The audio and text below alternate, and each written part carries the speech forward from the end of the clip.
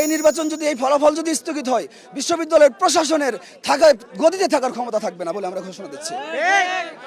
আজকে যদি ফলাফল প্রকাশিত না হয়, কালকেই ভিসি কামরুল প্রশাসনের শেষ দিন। কালকেই ভিসি কামরুলের শেষ দিন, আজকে যদি ফলাফল প্রকাশিত না হয়। সকাল থেকেই দেখছি, গতকাল থেকেও দেখছি, প্রশাসনের কয়েকটি গ্রুপ নির্বাচনের ফলাফল যেন না আসে যেন ষড়যন্ত্র করছে। আমরা খবর পেয়েছি নির্বাচনের কমিশনের ভিতরে থাকা কেউ একজন এই নির্বাচনের ফলাফল স্থগিত চেয়ে আবেদন করতে পারে, কিন্তু আমরা তাদেরকে হুঁশিয়ারি করে দিচ্ছি, বহু শিক্ষার্থী 8,000 শিক্ষার্থী যারা ভোট দিয়েছে তারা এখানে এসে অবস্থান করবে, এবং যদি কোনো ধরনের ষড়যন্ত্র চলে তাহলে সেটা প্রতিহত করা হবে। তো এই যে ভোট গ্রহণের ধীর গতি, সেই ধীর গতির জায়গাটি আসলে কিভাবে এটা গতিশীল করা যায় সেই জায়গা থেকে আপনাদের পরামর্শ কি? টেবিল সংখ্যা, ভোট গণনার টেবিল সংখ্যা বাড়াতে হবে, 15টা টেবিল করুক, দ্রুত ভোট গণনা হবে। যেখানে ওএমআর মেশিনে ভোট গণনার কথা ছিল, সেখানে তারা ছাত্র দলের কথা শুনে একটা অহেতুক অভিযোগের ভিত্তিতে ওএমআর মেশিন বাদ দেয়। এখন যে ছাত্র দল বয়কট করেছে সেই ছাত্র দলের দাবিও এখনো বহাল আছে। বিষয়টা হাস্যকর। ওএমআর মেশিনও করতে পারে, শিক্ষার্থীরা ওএমআর মেশিনে চাইতো এখন। তো সেই ক্ষেত্রে আপনারা প্রশাসনের কাছে ওএমআর মেশিনের মাধ্যমে যাতে আবার গণনা করা হয় এই বিষয়টি তুলে ধরেছেন কিনা? হ্যাঁ, আমরা দাবি জানাচ্ছি এবং আমরা দেখছি যে বিশ্ববিদ্যালয় প্রশাসনের নির্বাচন কমিশনের ভিতরে তারা মিটিং চলছে, কি নিয়ে মিটিং চলছে সেটাও আমাদেরকে জানায় নাই। মানে এগুলো থেকে তখন আসলে ক্লিয়ার হয় যে নির্বাচনের ফলাফল স্থগিত করার জন্য নানা ধরনের ষড়যন্ত্র নীলনকশা চলছে। তো কোনো কারণে যদি এই নির্বাচন নিয়ে নানা ষড়যন্ত্রের কথা বলছিলেন এবং নির্বাচনটি স্থগিত হলে সেক্ষেত্রে আপনারা তখন পরবর্তী পদক্ষেপ হিসেবে কি চিন্তা করেছেন? এই নির্বাচন যদি কোনোভাবে কেউ স্থগিত করে, যারা এর সাথে জড়িত তাদের বিরুদ্ধে আমাদের আন্দোলন করে উঠবে। এই নির্বাচন যদি এই ফলাফল যদি স্থগিত হয়, বিশ্ববিদ্যালয়ের প্রশাসনের গদিতে থাকার ক্ষমতা থাকবে না বলে আমরা ঘোষণা দিচ্ছি।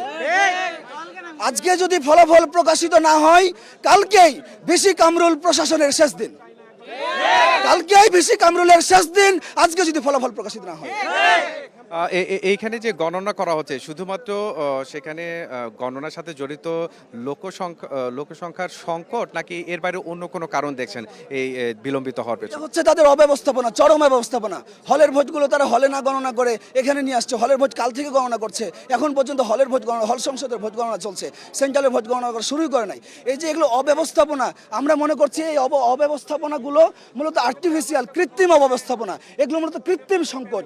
এভাবে তারা ভোট গণনায় দীর্ঘসূত্রতা তৈরি করছে, এবং এর দৃশ্যের বাইরে নানা মেকানিজম চলছে, নানা ষড়যন্ত্র চলছে এই ফলাফল স্থগিতের জন্য, ফলাফল আটকে দেওয়ার জন্য।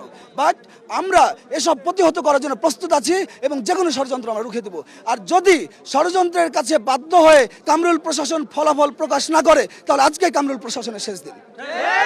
তো এই ক্ষেত্রে প্রশাসন, বিশেষ করে উপাচার্যের সঙ্গে আপনাদের এই যে বিলম্বিত হচ্ছে নির্বাচনী ফলাফল ঘোষণা করতে, সেই ক্ষেত্রে উপাচার্যের সঙ্গে আপনাদের কোনো কথা হয়েছে কিনা বা আপনারা কিছু জানিয়েছেন কিনা? না, উপাচার্যের সঙ্গে আমাদের কোনো কথা হয় না এই পর্যন্ত। তাকে আমরা পাই নাই, তাকে আমরা পাচ্ছি না, তাকে আমরা পাচ্ছি না। কোনো লিখিত অভিযোগ কি দায়ের করেছেন? না, আমরা এখন লিখিত অভিযোগ কেউ দায়ের করে নাই, বাট আমরা শুনতে পাচ্ছি ষড়যন্ত্র চলছে। নির্বাচন চলার জন্য কেন তাকে লিখিত অভিযোগ দিতে হবে? তিনি তো আগেই উনি নির্বাচন কমিশন করেছেন। এই নির্বাচন কমিশন জানে না কি করতে হবে, কখন কি করতে হবে। এই যে অব্যবস্থাপনা, কিছুদিন আগে ডাকসু হলো, ডাকসুতে তো এত অব্যবস্থাপনা হয় না, সেখানে 40,000 ভোটার, এখানে 8,000 ভোটার। ডাকসুতে তো এত অব্যবস্থাপনা হয় না, এখানে যত অব্যবস্থাপনা হচ্ছে। এই অব্যবস্থাপনাগুলো মূলত কৃত্রিম অব্যবস্থাপনা তৈরি করা হচ্ছে, কৃত্রিম সংকট তৈরি করা হচ্ছে নির্বাচন বানচাল করার জন্য।